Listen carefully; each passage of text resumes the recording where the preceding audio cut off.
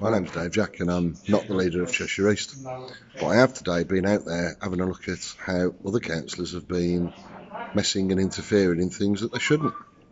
Interesting. I think there's a big bill coming to Sandbach Town Council for the damage they've caused, but you decide for yourself and just watch this video.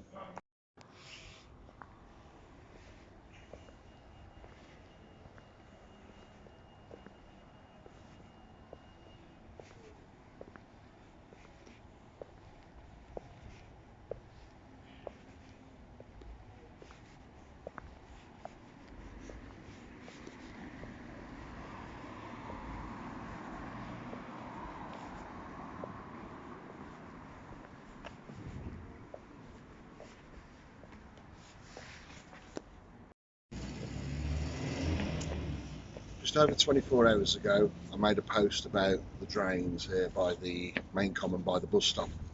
And we had a couple of councillors, well-meaning as they may be, interfering words others have used, undertaking work that they weren't supervised for, qualified, trained, educated, or even insured or authorised to do.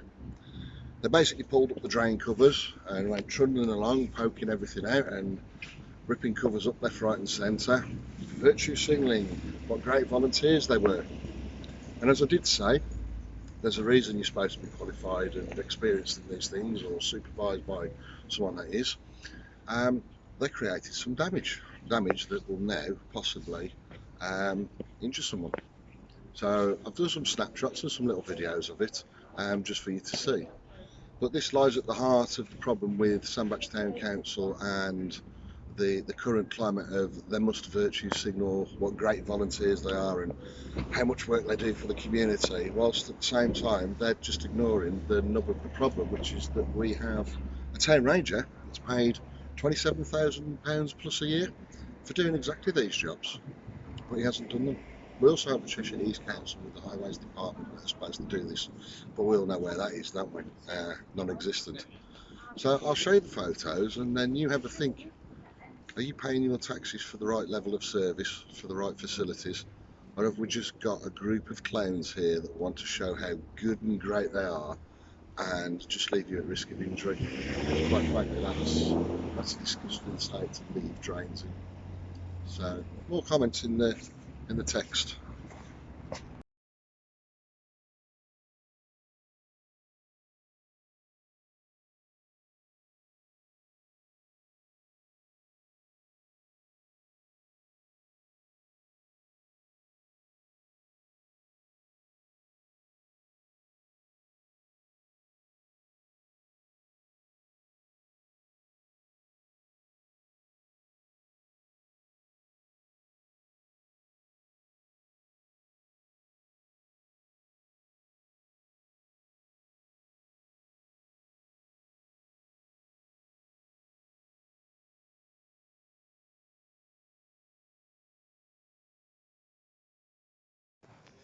Now, as you can see in those videos, there were a number of drains that have just been levered up with a screwdriver or a crowbar and have been bent and twisted, and then they've just been dropped back in.